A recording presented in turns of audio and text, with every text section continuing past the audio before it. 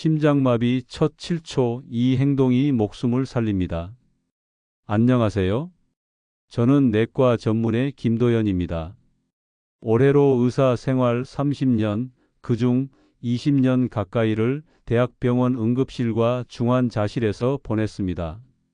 그 긴 시간 동안 저는 수많은 환자를 만났습니다.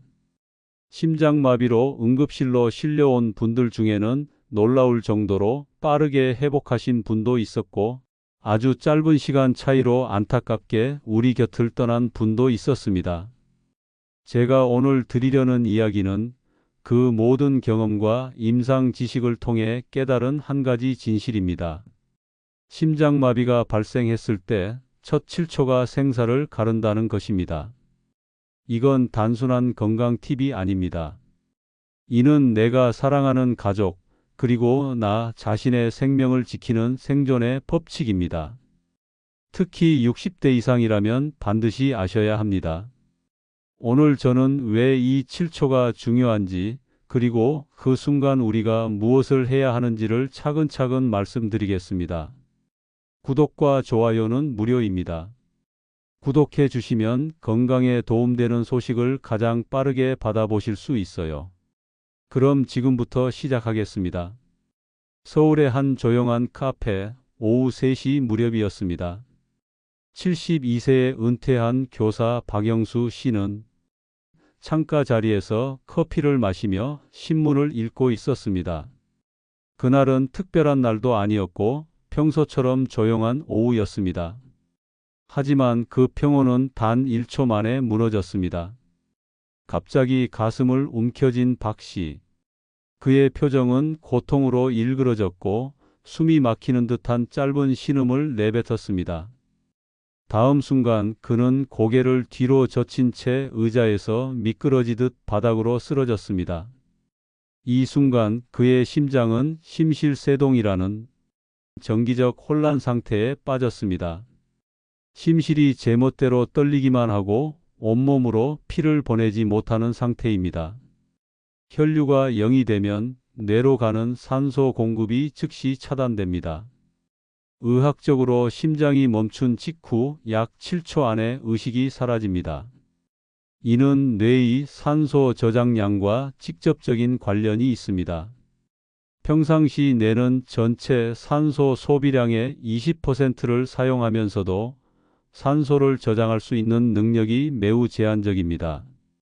뇌 조직 내 산소 분압은 정상적으로 35에서 40ml Hg 정도 유지되는데, 혈류가 완전히 중단되면 이 수치가 급격히 떨어집니다. 뇌파 연구에 따르면 심정지 후 15에서 20초 이내에 뇌파가 평평해지기 시작하며, 이는 뇌 기능이 정지되었음을 의미합니다. 하지만 의식 소실은 그보다 훨씬 빠른 7초 이내에 발생합니다.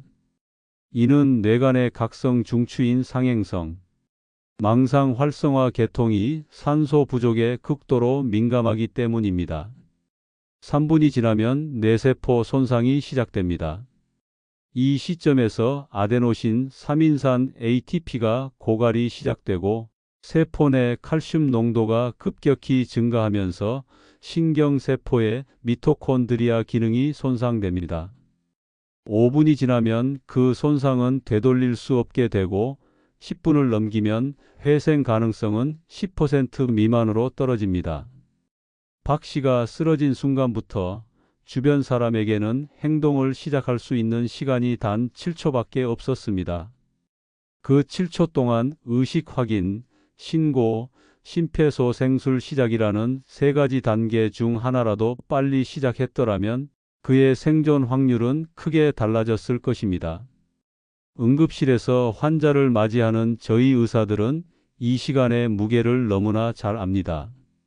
왜냐하면 이 몇 초 차이가 퇴원 후 집으로 걸어나가는 환자와 영영 돌아오지 못하는 환자를 갈라놓기 때문입니다. 실제로 제가 직접 경험한 사례를 말씀드리겠습니다.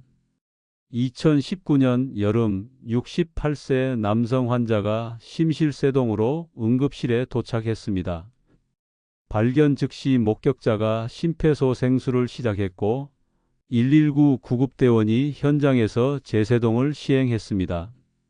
심정지부터 순환 회복까지의 시간인 총 다운타임은 8분이었습니다. 이 환자는 신경학적 후유증 없이 완전 회복되어 2주 후 퇴원했습니다. 반면 같은 해 가을에 온 70세 여성 환자는 발견이 늦어져 20분간의 심폐소생술 끝에 자발순환은 회복되었지만 심각한 무산소성 뇌손상으로 식물인간 상태가 되었습니다. 불과 12분 차이가 이런 극명한 결과를 만들어낸 것입니다. 많은 분이 심장마비와 심근경색을 같은 의미로 생각합니다. 하지만 의학적으로는 엄연히 다릅니다. 이 차이를 정확히 아는 것이 응급 상황에서의 올바른 대처로 이어집니다. 심근경색은 심장을 먹여 살리는 혈관인 관상동맥이 막혀 심장 근육이 손상되는 상태입니다. 흔히 심장발작이라고 부르는 것이 바로 심근경색입니다. 관상동맥 내 죽상경화반 플라크가 터지면서 혈전이 형성되어 혈관을 완전히 막는 것이 주요 원인입니다. 반면 심장마비는 의학 용어로 급성심정지 서던 카디액 어레스트라고 하며 심장이 정기적 신호 이상으로 갑자기 멈춰버린 상태입니다. 심장의 전기전도 시스템에 문제가 생겨 심실이 효과적으로 수축하지 못하고 불규칙하게 떨리기만 하는 심실세동이나 아예 정기적 활동이 없는 무수축 상태가 대표적입니다. 심근경색이 진행되다 심장마비로 이어질 수 있지만 심장마비는 외상, 부정맥, 전해질 불균형, 심장 구조 이상, 약물 중독 등 다양한 원인으로도 발생합니다. 특히 심장 구조적 이상이 있는 젊은 운동선수들에서 격렬한 운동 중 발생하는 급사의 대부분이 심장마비입니다. 통계청 자료에 따르면 우리나라에서 연간 약 3만 명이 심장마비로 사망합니다. 이는 하루에 82명, 17분마다 1명꼴입니다. 더욱 충격적인 것은 이 중 80% 이상이 병원 밖에서 발생한다는 점입니다. 즉, 일반인의 신속한 응급처치가 생존의 열쇠라는 뜻입니다. 미국 심장협회의 연구에 따르면 심장마비의 생존율은 매분마다 7에서 10%씩 감소합니다. 이는 단순한 수치가 아닙니다. 실제 임상 현장에서 수많은 연구를 통해 확인된 과학적 사실입니다. 예를 들어 목격된 심실세동의 경우 발생 1분 이내에 제세동이 시행되면 생존율이 90% 이상까지도 보고됩니다. 하지만 5분이 지나면 절반 이하인 40에서 50%로 10분이 지나면 10% 미만으로 급격히 떨어집니다.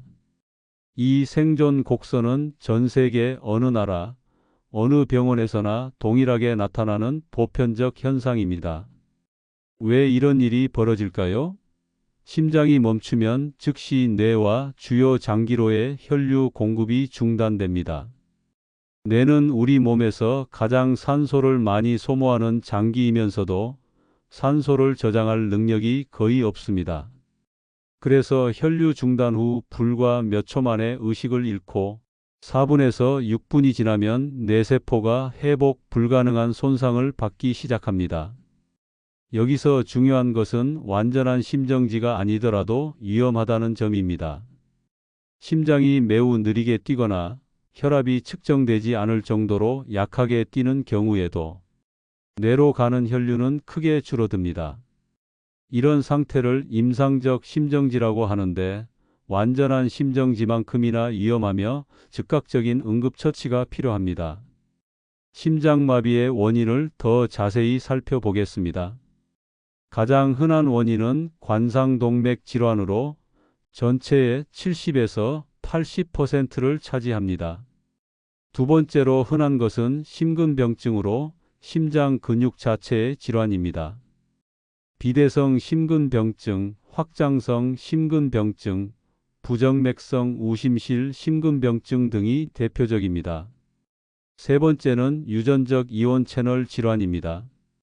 긴 QT 증후군, 브루가다 증후군, 카테콜라민성, 다형성 심실빈맥 등이 있으며 이들은 주로 젊은 나이에 발생하여 더욱 안타까운 결과를 초래합니다. 네 번째는 구조적 심장 질환입니다. 대동맥 협착, 비우성 심근병증, 심장 종양 등이 해당되며 다섯 번째는 대사성 원인으로 전해질 불균형, 약물 중독, 저체온증 등이 있습니다. 60세 이상 연령층에서는 관상동맥 질환이 압도적으로 많지만 젊은 연령에서는 유전적 요인이나 구조적 이상이 더 흔합니다. 따라서 가족력이 있다면 반드시 심장 검사를 받아보셔야 합니다. 심장마비 환자를 발견했을 때의 첫 7초는 문자 그대로 황금 시간입니다. 이 시간 동안 올바른 행동을 시작하느냐 마느냐에 따라 환자의 운명이 결정됩니다. 첫 번째 단계는 의식과 호흡 확인입니다. 어깨를 가볍게 두드리며 여보세요, 괜찮으세요? 라고 큰 소리로 부릅니다. 이때 중요한 것은 목을 과도하게 흔들거나 강하게 때리지 않는 것입니다. 경추 손상 가능성을 고려해야 하기 때문입니다. 의식이 없다면 즉시 호흡을 확인합니다. 10초 이내에 정상적인 호흡이 없거나 가쁜 헐떡임, 간헐적 숨소리 같은 비정상적인 호흡을 보인다면 심정지로 판단하고 즉시 다음 단계로 넘어가야 합니다. 두 번째 단계는 즉시 119 신고입니다. 신고할 때는 심장마비 의심, 의식 없음, 호흡 없음을 명확히 알립니다. 정확한 주소와 주변 건물을 말하고 가능하다면 자동 제세동기 AED가 있는 장소도 함께 알려주세요. 119 상황실에서는 전화를 끊지 말고 계속 지시를 따르라고 할 것입니다. 만약 주변에 다른 사람이 있다면 역할 분담을 하세요. 저기 계신 분 119에 신고해 주세요 라고 구체적으로 지시하고 거기 계신 분은 자동 제세동기를 가져와 주세요 라고 명확히 요청하세요. 모호한 지시는 방관자 효과를 일으켜 아무도 행동하지 않을 수 있습니다. 세 번째 단계는 즉시 심폐소생술 CPR 시작입니다. 환자를 단단한 바닥에 똑바로 눕히고 기도를 확보하기 위해 턱을 살짝 들어 올립니다. 가슴 중앙, 정확히는 가슴뼈의 아래쪽 절반 부위에 한 손에 손바닥 뒤꿈치를 대고 다른 손을 겹쳐 올립니다. 압박 깊이는 성인 기준 최소 5cm, 최대 6cm입니다. 너무 얕으면 효과가 없고 너무 깊으면 늑골, 골절 등 부상을 일으킬 수 있습니다. 압박 속도는 분당 100에서 120회입니다. 가장 중요한 것은 완전한 이완입니다. 압박 후 손을 가슴에서 완전히 떼지는 말되 압력을 완전히 해제하여 심장이 혈액으로 채워질 수 있도록 해야 합니다. 압박과 이완의 비율은 50대 52 이상적입니다. 30회 압박 후 2회 인공호흡을 시행하는 것이 표준이지만 일반인의 경우 인공호흡이 어렵다면 지속적인 가슴 압박만으로도 충분히 효과적입니다. 미국 심장협회는 핸즈 올리 CPR을 적극 권장하고 있으며 이는 인공호흡 없이 지속적인 가슴 압박만으로 시행하는 심폐소생술입니다. 자동 제세동기 AED가 도착하면 즉시 사용하세요. AED는 완전 자동으로 심전도를 분석하고 제세동이 필요한 경우에만 작동합니다. 패드를 정확한 위치에 부착하고 음성 지시에 따라 행동하면 됩니다. 제세동 시에는 반드시 환자에게서 모든 사람이 떨어져야 합니다. 제세동 후에는 즉시 심폐소생술을 다시 시작하세요. 제세동이 성공했는지 확인하려고 시간을 낭비하지 마세요. 자동 심장 충격기가 2분마다 다시 리듬을 분석할 것입니다. 여기서 많은 분들이 놓치는 중요한 점이 있습니다. 심폐소생술의 질이 생존율을 좌우한다는 것입니다. 2010년 발표된 연구에 따르면 고품질 CPR, 즉 충분한 깊이, 적절한 속도, 완전한 이완, 중단 최소화를 받은 환자의 생존율이 저품질 CPR을 받은 환자보다 3배 이상 높았습니다. 그렇다면 고품질 CPR의 기준은 무엇일까요? 첫째, 압박 깊이가 5에서 6cm여야 합니다. 둘째, 압박 속도가 분당 100에서 120회여야 합니다. 셋째, 압박 후 완전한 이완이 이루어져야 합니다. 넷째, 중단 시간이 10초를 넘지 않아야 합니다. 다섯째, 과도한 환기는 피해야 합니다. 이론적으로는 간단해 보이지만 실제 상황에서는 매우 어렵습니다. 체력 소모가 크고 정신적 스트레스도 극도로 높습니다. 따라서 2분마다 교대하는 것이 좋으며 교대 시간은 5초를 넘지 않아야 합니다. 심장마비에 대한 가장 좋은 대처법은 예방입니다. 특히 60세 이상이라면 정기적인 심장검진과 생활습관 관리가 필수입니다. 먼저 위험 요인을 확인해 보세요. 나이, 성별, 가족력은 변경할 수 없는 위험 요인입니다. 남성은 여성보다 심장마비 위험이 높고 가족 중에 50세 이전에 심근경색이나 흡사한 사람이 있다면 위험이 2~3배 증가합니다. 변경 가능한 위험 요인은 흡연, 고혈압, 당뇨병, 고콜레스테롤 혈증, 비만, 운동 부족, 스트레스입니다. 흡연은 심장마비 위험을 2배에서 4배 증가시키며 간접 흡연도 위험합니다. 금연 후 1년이면 위험이 절반으로 줄어들고 2년 후에는 비흡연자와 비슷한 수준까지 떨어집니다. 고혈압은 소리 없는 살인자라고 불립니다. 수축기 혈압이 140mm Hg 이상, 이완기 혈압이 90mm Hg 이상이면 고혈압으로 진단되며 수축기 혈압이 10mm Hg 증가할 때마다 심장마비 위험이 12% 증가합니다. 하지만 혈압을 잘 조절하면 위험을 20에서 25% 감소시킬 수 있습니다. 당뇨병 환자는 정상인보다 심장마비 위험이 2배에서 4배 높습니다. 당화혈색소 1% 증가할 때마다 심혈관 질환 위험이 18% 증가합니다. 목표 당화혈색소는 7% 미만이며 개인의 상황에 따라 조정됩니다. 콜레스테롤 관리도 중요합니다.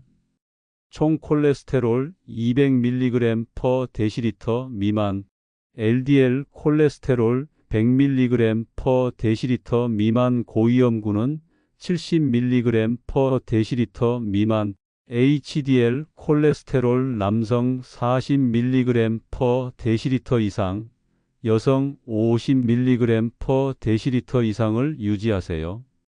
규칙적인 운동은 심장마비 위험을 30에서 35% 감소시킵니다. 주 5일 하루 30분 이상의 중등도 운동으로 빨리 걷기, 수영, 자전거 타기를 권장합니다. 갑작스런 고강도 운동은 오히려 위험할 수 있으니 점진적으로 강도를 높여가세요. 스트레스 관리도 중요합니다. 만성 스트레스는 코르티솔 분비를 증가시켜 혈압 상승, 혈당 증가, 염증 반응을 일으킵니다. 명상, 요가, 취미 활동, 충분한 수면을 통해 스트레스를 관리하세요. 정기 검진을 놓치지 마세요. 40세 이상은 2년마다, 60세 이상은 매년 심전도, 심장 초음파, 운동부하 검사를 받으시기 바랍니다. 가족력이 있거나 위험 요인이 많다면 관상동맥 CT도 고려해 보세요. 마지막으로 심장마비의 전조 증상을 알아두세요. 가슴 통증, 호흡곤란, 식은땀, 메스꺼움, 현기증이 대표적입니다. 특히 여성과 고령자는 비전형적 증상을 보이는 경우가 많아 주의가 필요합니다. 30년간의 의료진 생활을 통해 제가 확신하는 것은 심장마비 환자의 생존은 첫 7초에 달려 있다는 것입니다.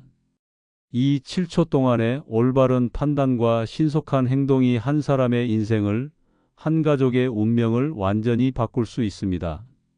오늘 말씀드린 내용을 가족들과 공유하시고 주기적으로 연습해 보세요. 심폐소생술 교육을 받고 자동제세동기 위치를 확인하세요. 무엇보다 건강한 생활 습관으로 심장마비를 예방하는 것이 가장 중요합니다. 언젠가 여러분 앞에 심장마비 환자가 나타날 수도 있습니다.